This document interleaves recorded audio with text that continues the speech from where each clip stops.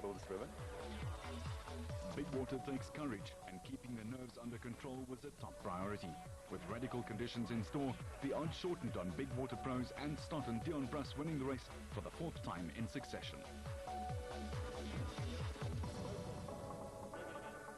It should be quite fun. It's like I've been waiting for years for a river like this. I just hope we don't swim all the way down to the finish of day one. And if we do, I hope everyone else swims behind us. Always a bit nervous when the river's big like this. I've never seen it at this level, but yeah, I've got the best driver in front of me, so I'm sure he'll take me down the right lines, and I'll just have to sit in the back there and paddle as hard as I can. The race started in 1966, and it's been held every year since then. I've completed a total of 37 Umkomaases. Was 1 year I didn't finish. Apart from that, yeah, I've seen the river at various levels, and hopefully today's going to be quite exciting. Well, as far as portaging is concerned, there's generally no portaging in this race, although the officials have introduced a compulsory portage at rapid number 5 and 6 because they feel that that's going to be too dangerous for the guys to shoot today. And of course the top paddlers would have to shoot it if they wanted to stay competitive. Generally the top paddlers are going to shoot everything. They won't be doing any portaging. It'll obviously be a hell of a lot quicker. I think the main problems today will be possibly at number 2 and at House Rock, and obviously 5 and 6 won't be a problem because it's a portage. That doesn't go, by saying that I don't mean that it's not going to be difficult at the other rapids, but it should be good fun. The seeded paddlers in A batch take off at speed from the start just below the Hella Bridge deep in the Umkomaas Gorge.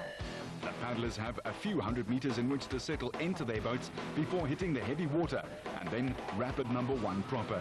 Getting into the rough water first has plenty of advantages, especially being clear of any other floundering boats.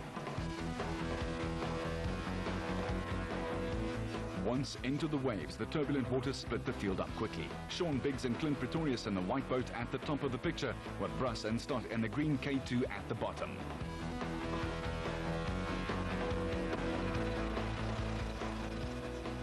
The full river means that paddlers can sneak down the river left to try and avoid the massive waves and holes in the center of the river. Biggs and Pretorius take the lead into the monster number 1 as Stott and Bruss battle with the heavy waters.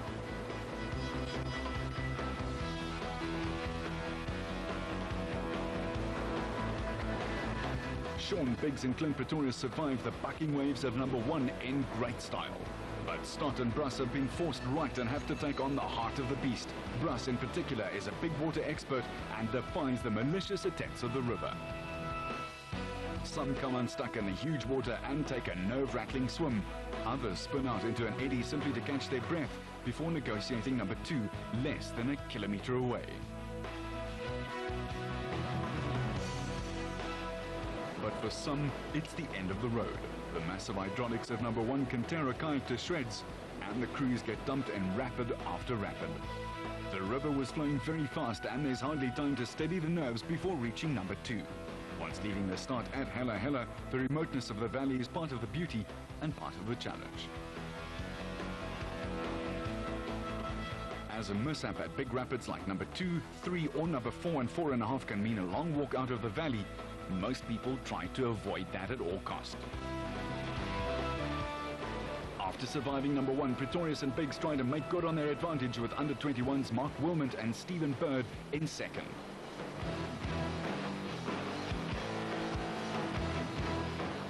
Still, the water was intimidating and very scary.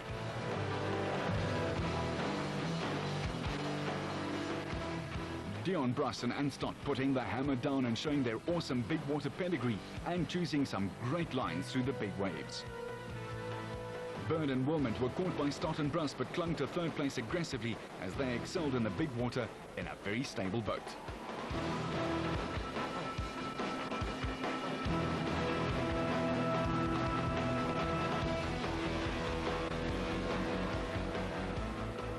The bemused locals wondered at the madness of the paddlers on the flooded river.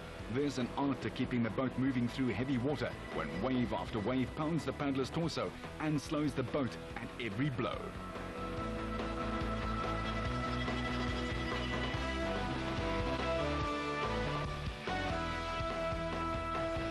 The Organisers had decided on race day to make the alley that includes the nasty rapid number 5 and 6 a compulsory portage for all the paddlers, for their own safety, obviously. Clint Pretorius and Sean Biggs, who grew up and lives on the banks of this river, still leading and taking the fast compulsory portage on the right-hand bank.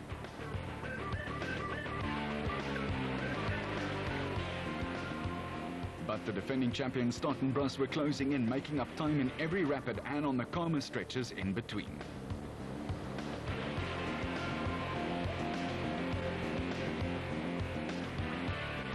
Wilmot and Bird in their record kayak, the Stables K2 available and a popular choice in conditions like this, racing hard to keep their third spot ahead of a catching pack that included the Kurtzens from Gauteng and Robbie Herreveld and Abby Medema.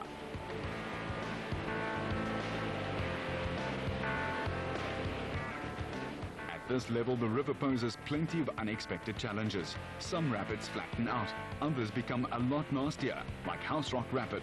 Pretorius and Biggs take a great line to avoid the water.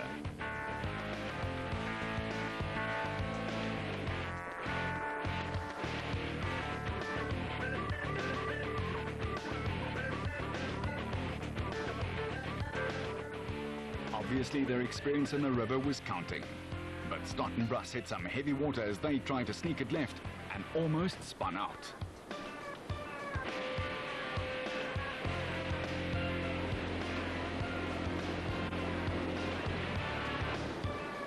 Cheers for the leading women's K2 crew of Hilary Pitchford and Kate Frost as they brave House Rock Rapid but get dumped by the big waves, causing a long and rather scary swim for the two of them.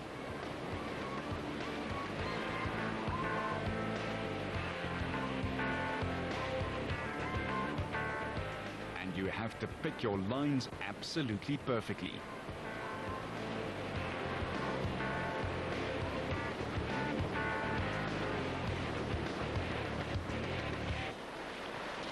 How's it going? Yeah, fine.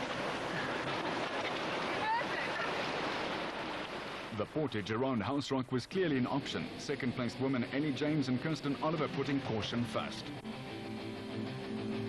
Below House Rock, the paddlers had big waves to deal with at number 7 and 8 as they exit the gorge. Below number 8 rapid, the river eases slightly, and here Bruss and Stott put down the hammer again and overtook Pretorius and Biggs shortly before the finish at Josephine's Bridge.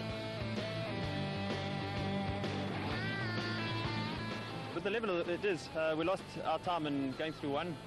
The water just pushed us on a line that was totally unexpected, and we lost quite a bit of place there. And then with Sean and them, they're paddling so fast, and the water moving so fast, it's very difficult to catch anyone. And yeah, as soon as the rapids got a little smaller, we were able to close some of the ground, and we caught them about 20 minutes out. And yeah, just carried on going, and they dropped off the wave and paddled hard to the finish. Yeah, Dan always tries to make it more exciting for us and a bit harder, so he takes some lines that I could question a bit, but it makes the race more exciting, and yeah, we got here first, so yeah, I'm happy with our day. Pretorius and Biggs in second, Wilmot and Bird in third, and amazingly doozy queen Abby Medema partnering the Umko king of the 90s, Robbie Herreveld, in fourth place.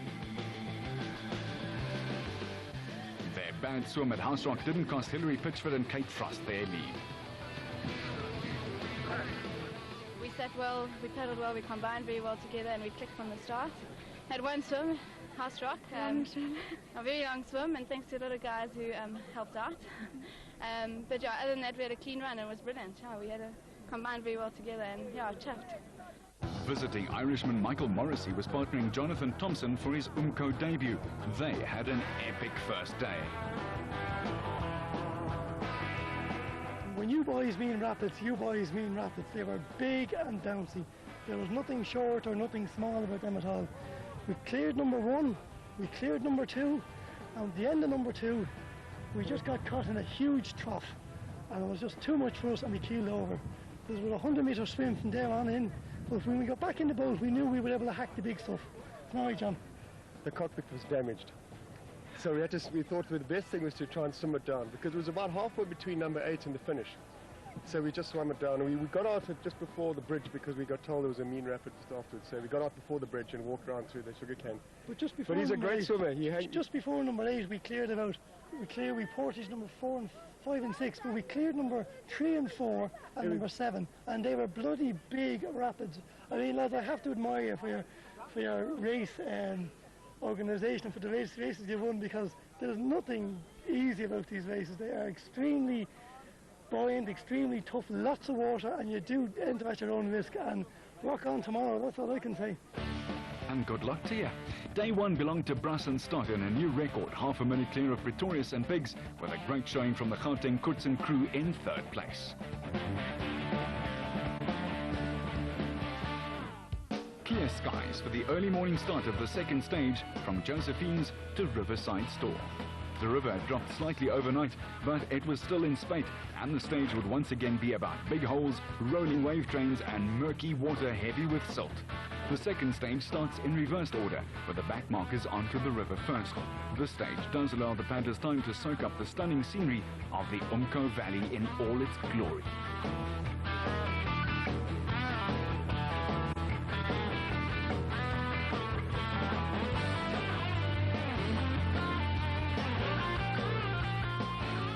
Stage 2 sees the river widen out and the gradient ease somewhat, but there are plenty of tough rapids like T-Junction, Captain Honks, the Ledgers and Riverside Store in weight, and at this level, plenty others that are nameless, but quite frankly, just as dangerous.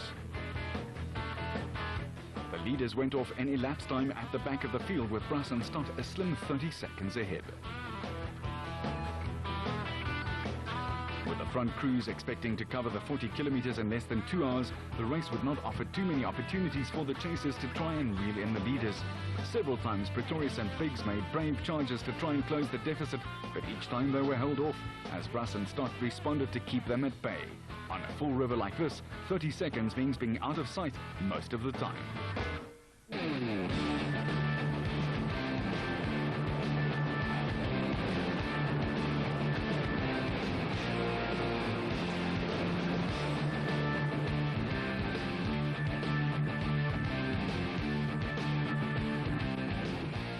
It's plain to see why the duo of Bruss and Stott have won the last 3 Umkos. The boat speed never drops, even in heavy water, and they combine well in the most demanding of conditions.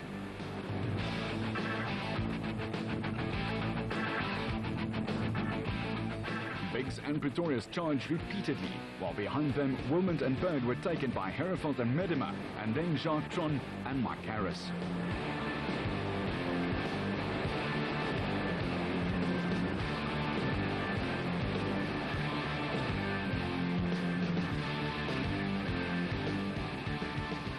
Has a placid beauty in its remoteness that complements the ferocity of the river to make an unforgettable canoeing experience.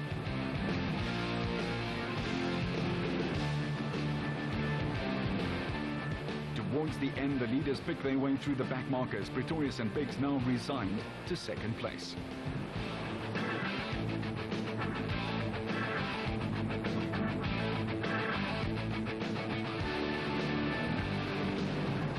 Picking lines in huge water means threading the kayak between the waves and holes that can stop the craft dead in the water. Bruss and Stott made this art look deceptively easy. However, there are often times when there is no alternative but to hit a big hole square on.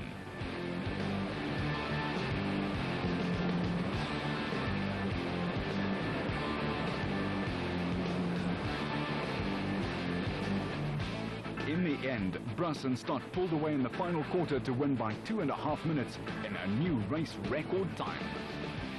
We started 30 seconds ahead of Sean and Clint today, so we knew they were going to go out hard and try and close that gap as quickly as possible.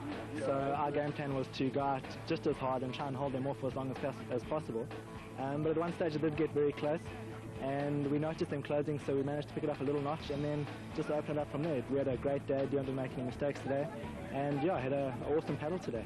Yeah, the level was nice and full, so it made the rapids quite simple. All those rocks were covered underwater, so the steering was very easy. It was just quite technical to try and find the fastest line with the smallest waves, but still going fast through the rapids. We entered the water this morning and we had a clean run down bar 1 swim. The second day is a little bit more easier than the first day, but because everyone was tired, I was open to mistakes, I made mistakes. but it certainly was a bloody big, awesome, mighty race, and I can't wait to show the lads back in Ireland that this is South African racing what it's all about. Good to have you. A new race record and a Grand Slam title to boot for Stott. An amazing third for the mixed double stars, Medema and Herefeld. Until next